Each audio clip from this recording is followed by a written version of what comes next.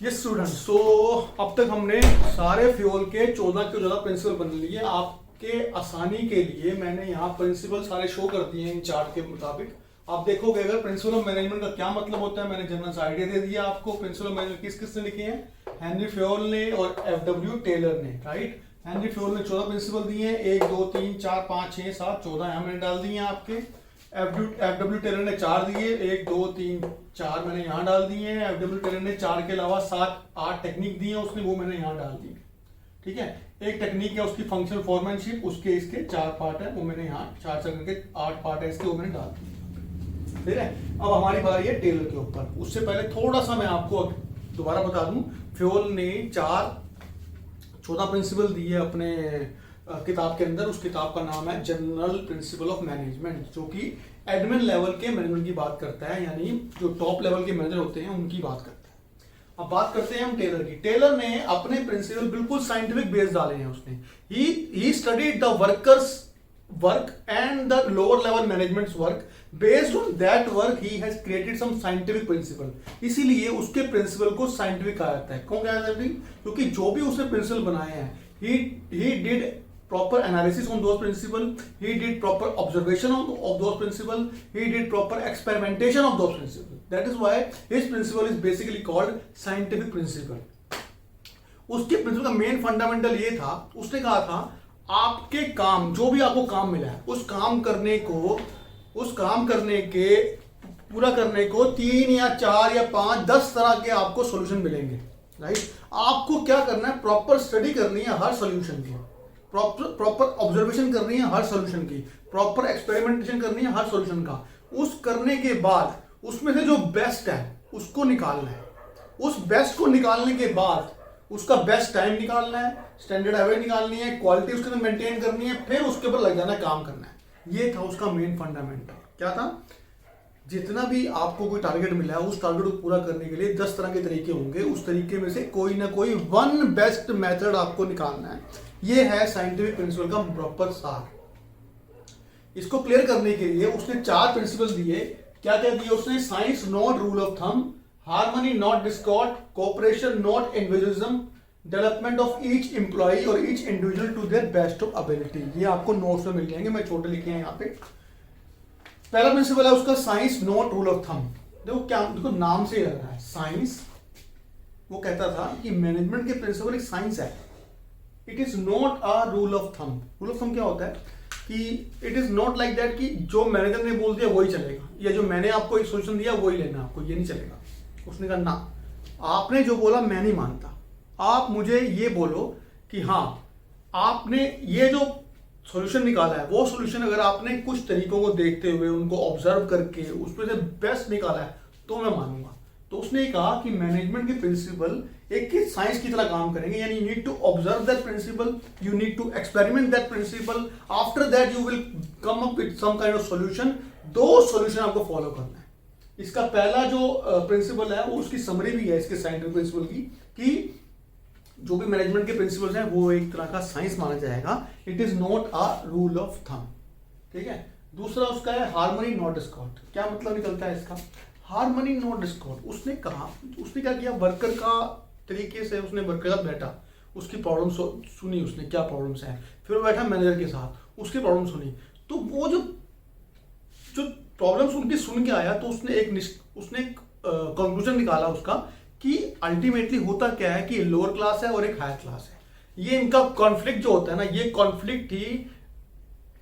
Conflict ही सारी problems की जड़ है। मतलब क्या है, जो वर्कर लेवल है वो बोलता है कि मैनेजर कमाता रहता है, हमारा ध्यान नहीं रखता, जो भी हम मेहनत करते हैं कमाई मैनेजर रखता है, हमको कुछ नहीं देता, ये बोलते थे वो।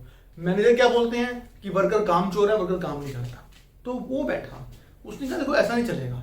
उसने कहा आपको अपने मेंटल की रेवोल्यूशन करनी है, अर्थात आपको अपने मेंटालिटी को ही चेंज करना है, एंटायर मेंटालिटी चेंज करनी है आपको। उसने वर्कर को बिठाया, देख ऐसा है भाई, अगर तू अच्छा काम नहीं करेगा, राइट, अगर तू अच्छा काम नहीं करेगा तो अच्छा काम ना होने से प्रोडक्शन स्पीड से नहीं होगी, एफिशिएंसी नहीं होगी, उसके लिए तेरे को भी कुछ फालतू सैलरी इंसेंटिव नहीं मिलेगा। ये उसने वर्कर को समझाया, यही बात उसने मैनेजर को सिखाई।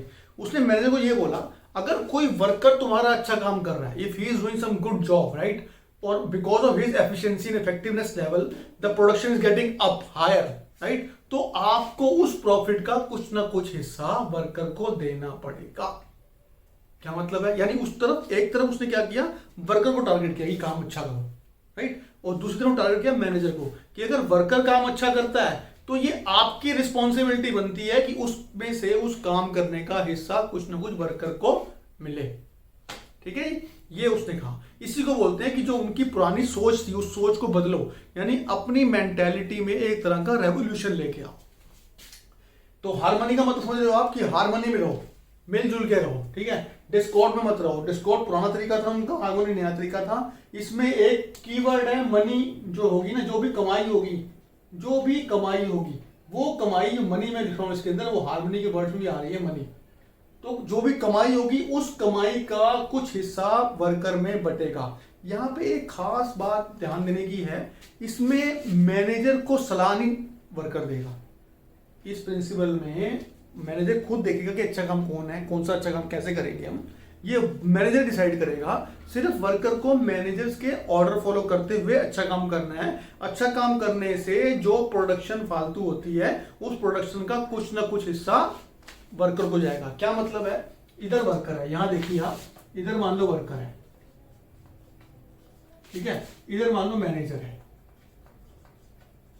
ठीक है। उसने कहा, आप वर्कर को बोला अपने दिमाग को चेंज करो, मैनेजर को बोला अपने दिमाग को चेंज करो, ठीक है। वर्कर को बोला कि जो मैनेजर ऑर्डर दे रहा है, यानी मैनेजर ऑर्डर दे रहा है, जब इसने ऑर्डर दिया, ये ऑर्डर पास किया इसने, ठीक है, या वर्क पास किया, वर्क ऑर्डर पास किया, उस वर्कर ने गुड वर्क करेंगे, ये उसने बोला। गुड वर्क करने पे जो रिजल्ट आएगा, रिजल्ट क्या होगा? प्रोडक्शन बढ़ेगा, प्रोडक्शन बढ़ने से क्या होगा? प्रॉफिट बढ़ेगा, प्रॉफिट बढ़ेगा। प्रॉफिट बनने से जो एडिशनल प्रॉफिट आएगा, एडिशनल जो प्रॉफिट आएगा, यानी जो मनी आएगी, एडिशनल जो मनी आएगी, उस मनी का कुछ हिस्सा आपको वर्कर को देना है। ऐसे उसने समझाया। क्लियर हो गया आपको? ये है हार्मनी नॉट डिस्कॉर्ड। इसका कीवर्ड होता है मेंटल रेवोल्यूशन। क्या कीवर्ड है इसका? Mental revolution. ध्यान रखना बच्चों, इसमें मैनेजर ने वर्कर से कोई सलाह नहीं मांगी है, सिर्फ ये बोला कि जो मैं तेरे को काम दे रहा हूं उस काम को तू अच्छा कर। सलाह की बात नहीं हुई है, क्योंकि अगला प्रिंसिपल उसके ऊपर है। अगला प्रिंसिपल है हमारा cooperation not individualism. Cooperation not individualism मतलब क्या है? अगर देखोगे इसका मतलब भी ऑलमोस्ट सेम निकलता है। एक तरह से ये जो प्रिंसिपल है आपका, cooperation not individualism is an extension of harmony not discord. क्या मतलब है इसका? इसमें फर्क क्या है? पिछले वाले प्रिंसिपल में मैनेजर उसको ऑर्डर खुद दे रहा है, इस वाले प्रिंसिपल में वर्कर मैनेजर को भी सलाह देगा। यानी एक तरह से worker will give proper advice और सजेशंस टू मैनेजर कि हम काम मिलजुल के, सोच समझ के, यानी वर्कर और मैनेजर ये दोनों मिलके सजेशन लेंगे, आपस में सजेशन लेके ये बेस्ट वे निकालेंगे, ठीक है। बेस्ट वे निकालने के बाद जो गुड वर्क होता है उसका जो रिजल्ट आएगा, प्रॉफिट आएगा, फिर वो बटेगा। तो इसमें कॉपरेशन नॉट इंडिविजुअलिज्म में और हार्मनी में फर्क क्या है? हार्मनी में भी काम अच्छा करना है वर्कर ने, लेकिन मैनेजर ने जो बोला वो अच्छा करना है। क्लियर? उस अच्छा करने के बाद जो प्रॉफिट होगा, उस प्रॉफिट का जो बंटवारा होगा उसमें से थोड़ा सा हिस्सा आप वर्कर को भी दोगे। That is harmony not discord. ठीक है, कीवर्ड है mental revolution. Cooperation not individualism में क्या होता है? जो चीजें हार्मनी में थी वो इसमें भी है, लेकिन इसमें एक एडिशनल चीज है कि इसमें जब आप काम डिसाइड करेंगे कैसे करना है, सॉल्यूशन जब निकालोगे प्रॉब्लम का, तो उसके अंदर वर्कर की भी सजेशंस मानी जाएंगी। यानी वर्कर और मैनेजर मिलके बात करेंगे, कॉपरेशन में बात करेंगे, फिर जो सॉल्यूशन निकलेगा उस सॉल्यूशन पे वर्कर काम करेंगे। उस काम करने पे जो प्रॉफिट होगा, फिर जो प्रॉफिट में जो एडिशनल प्रॉफिट होगा, उस एडिशनल प्रॉफिट को वर्कर में भी बांटा जाएगा। तो कॉपरेशन में एक एडिशनल चीज इंक्लूडेड है, corporation for finding out the good solution between workers and managers. Pause कर लो, आराम से सोच लो मैंने क्या बोला है, दोबारा रिवाइंड कर लो, फिर सुन लो, आपको समझ आ जाएगा। अगला, development of each individual two is best efficiency. ये तो बहुत सिंपल चीज है। क्या मतलब है इसका? टेलर ने बोला मैनेजर्स को, तू काम तो उससे अच्छा करवाना चाहता है, ठीक है, लेकिन वर्कर की एक लिमिटेशन है। अगर तू कुछ नया काम लेके आ रहा है, ट्राई टू अंडरस्टैंड, तू कुछ नया काम लेके आ रहा है, तो ये भाई तेरी रिस्पॉन्सिबिलिटी बनती है वो नया काम लाने में। तो उसको अच्छी तरह सिखा, बार बार ट्रेनिंग दे, उसको नए नए टूल्स की ट्रेनिंग दे, नई नई टेक्निक्स की ट्रेनिंग दे, उसका दिमाग खोल, उसको ट्रेनिंग दे, उसकी इतनी डेवलपमेंट कर ताकि उस डेवलपमेंट में वो अपनी एफिशिएंसी लेवल को बहुत बढ़ाए, जिससे कि प्रॉफिट बढ़ेगा। तो ultimately he talks about worker only, improvement of efficiency in worker basically, ठीक है। पहले कैसे उसने कहा?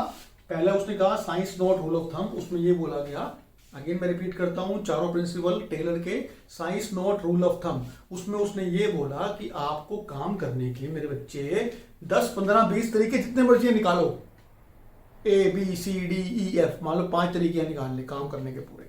उस 5 में से सबको ऑब्जर्व करो, एक्सपेरिमेंट करो, उस 5 में से जो बेस्ट वे है उस पे काम करो, किसी कहने पे नहीं चलेगा। वो उसने कहा है तो उसको अपने उस जो उसने कहा है उसको प्रूव भी करना पड़ेगा, ये बेस्ट वे है।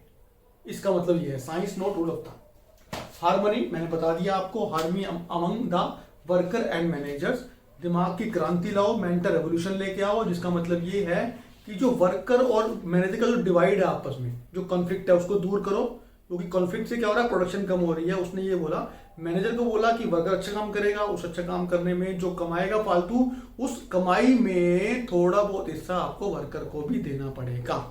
ये था हार्मनी नॉट डिस्कॉर्ड। कॉर्पोरेशन में क्या था?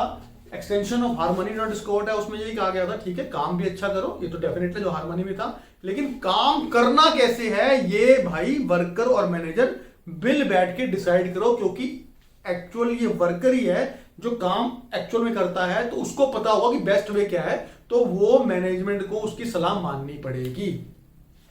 एक तरह से जो फ्यूल का इनिशिएटिव था उसका एक्सटेंशन मान सकते हैं इसको।